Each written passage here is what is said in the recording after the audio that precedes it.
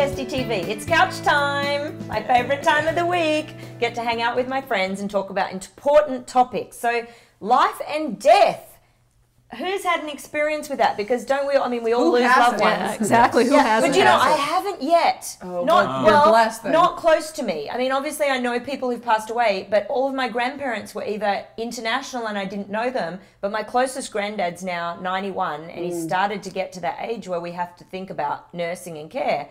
But a lot of people, you lost your grandma who was closer to you. My meme passed away this past year, and very, very tough. She lived with us for 9 years. So my son and my daughter, it was like their mom. She took care of my whole family, and really just paying close attention to how that impacted our family and really making sure we were talking a lot about it. My son, did you know that she was going to pass? She was diagnosed with cancer, and so we had about 5 months with her, and had hospice. And my mom and my dad were just brilliant. It was a wonderful time for us to be able to share those memories, and we did a million videos, and I think that's really great when you can say it was a wonderful time about death. And that was what I got out of the interview I did with Therese. She said her father, she'd similarly cared for 10 years, and he passed just short, two months short, I think it was, of his 100th birthday. Wow. And she said that it was a beautiful experience. And I think how great would it be to be able to say that about death? I lost my grandmother as well a few years back, and she did the most incredible thing. I love sharing this story. She died much in the way she lived her life, which was to take charge, take control. She knew she was passing. She knew she had just days to live. And she called together everyone she wanted to say goodbye to, and everyone came. No matter what state they came from, what city they came from, we all came. And she called each of us in and laid in her bed, and she took each of our hands, and she said, "Is there anything that you want to ask me? Is there any unfinished business?"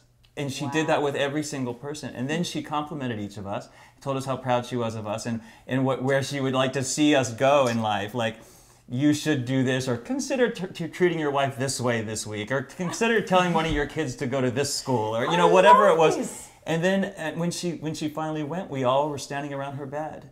And we were all holding hands, and we watched her take her last breath. It was beautiful and magical, and she conducted it and got it exactly the way she wanted it. And I think that that's another thing that I learned this week, that death can be beautiful. It can be a spiritual experience. And what I really got from it was that birth is seen that way. We have such a celebration around birth and pregnancy and having a child.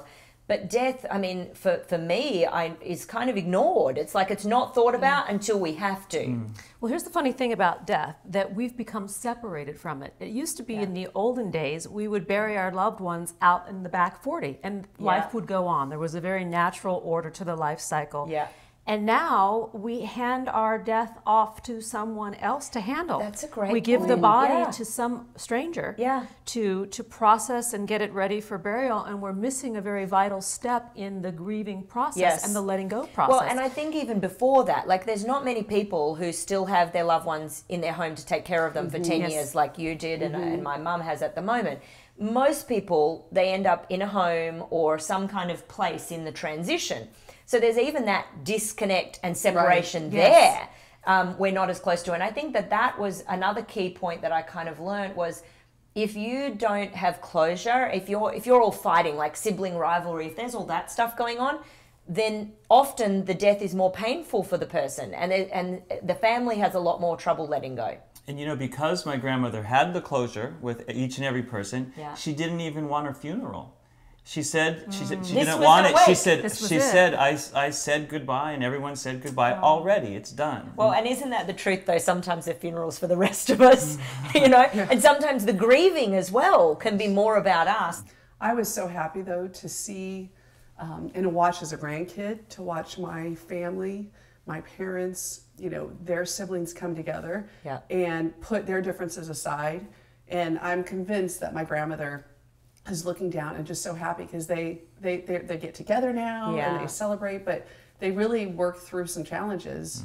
Well, and that I think is what the gift can be. It can be a teacher if we allow it to. So I hope that you choose to allow it to be a teacher for you. And I hope that you can think a little bit differently about how, if someone in your family is transitioning, that you might see it. Because really what I learned this week is that if we can put those differences aside, we can make it a beautiful experience for not just them, but for everyone else around them. So look forward to seeing you next time on Kirsty TV. Don't forget to tweet us, to Facebook us, to YouTube, subscribe, and to join in on the conversation. What do you have to say on this topic? Because we love to hear from you.